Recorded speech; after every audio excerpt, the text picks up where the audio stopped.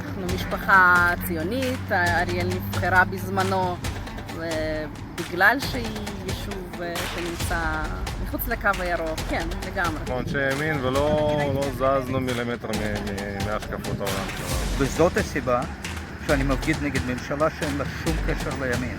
יש לה קשר לפשיזם, יש לה קשר להריסת ערכים אנושיים. עכשיו בליכוד אומרים שאנחנו שמאלנים, זה לא נכון. הגעתי פה כי חשבתי שמקום של היהודים במדינה הזאת. ומה שקורה עכשיו זה פשוט אין ימין אידיאולוגי, יש ליכוד. בזמן רציתי לעשות את זה, לא עשיתי את זה גם בגלל אשתי שלא כל כך רצתה שאני אפגין פה. חששה שיתנכלו אלינו, שיגידו לה, אבל הגיע שלב שאמרתי די, אני חייב.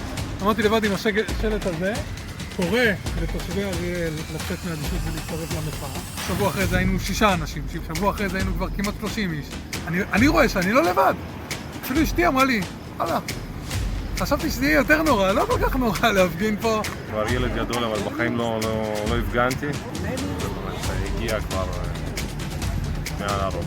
לי חשוב בהרבה מאוד רמות, כאזרחית, כאישה, כחוקרת באוניברסיטת אריאל. אם אנחנו נשתוק, אז לא ישתנה כלום.